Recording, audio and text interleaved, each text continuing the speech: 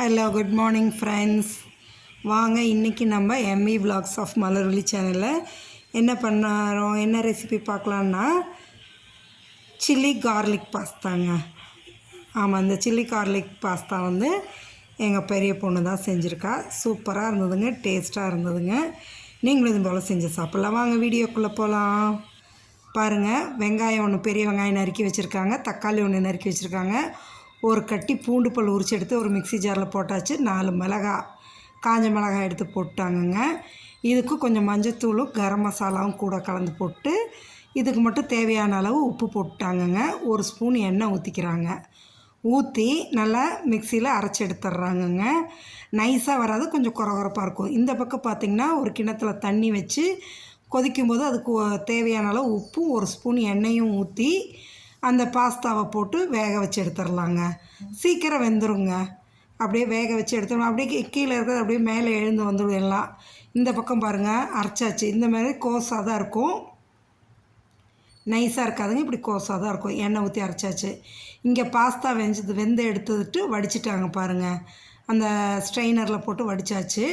இதை பாருங்கள். இப்போ வந்து ஒரு பேனில் 1 ஸ்பூனுக்கு வந்துட்டு பட்டர் எடுத்து போட்டாங்கங்க.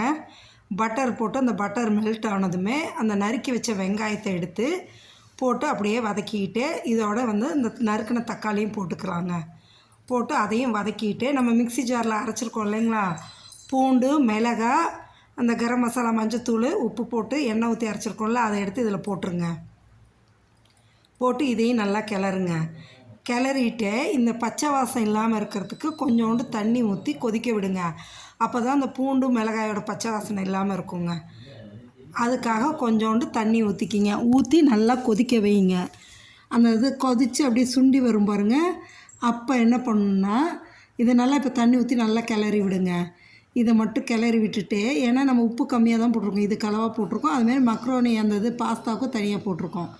இப்போ என்ன பண்ணலான்னா ஒரு 2 முட்டை எடுத்து உடச்சி ஊற்றிக்கிங்க. அதெல்லாம் ஓரமாக ஒதுக்கி வச்சுட்டு அப்படியே இதிலே வந்து 2 முட்டை உடச்சி ஊற்றிக்கலாங்க. அந்த 2 முட்டையை உடச்சி ஊற்றி அப்படியே கிளறி விடுங்க. இது தனியாக அப்படியே அந்த இதில் கலக்காமல் இதை தனியாக கலக்கி விடுங்க. கலக்கி விட்டிங்கன்னா நல்லா அந்த முட்டை பொரியல் மாரி இது மட்டும் தனியாக வரட்டுங்க. வந்ததும் அப்புறம் அதோட சேர்த்து பாருங்கள், இந்த அளவு வந்தால் அதுக்கப்புறம் அதோட சேர்த்திக்கலாங்க. சேர்த்து கிளறிட்டு நம்ம வேக வச்சு வடித்து வச்சுருக்கோம் இல்லைங்களா பாஸ்தா, பச்சை தண்ணி ஊற்றி நல்லா உதிரியாக அந்த பாஸ்தாவை எடுத்து இதில் போட்டுருங்க. போட்டு கிளறிட்டோன்னா சூப்பராக இருக்குங்க. இந்த முட்டை, சில்லி கார்லிக்கோட டேஸ்ட்டு எல்லாம் சேர்ந்து இந்த பாஸ்தாவில் வரும்போது சாப்பிடும்போது அவ்வளோ நல்லா டேஸ்ட்டாக இருக்கும். நீங்களும் இதை செஞ்சு சாப்பிட்டு பாருங்களேன், அவ்வளோ நல்லா இருக்குங்க. எங்கள் பெரிய பொண்ணு தான் செஞ்சாங்க, நான் சாப்பிட்டு பார்த்தா அவ்வளோ டேஸ்ட்டாக இருந்ததுங்க. ஸோ நீங்களும் இதை ஒரு தடவை ட்ரை பண்ணி பாருங்கள், அவ்வளோ நல்லா இருக்குங்க.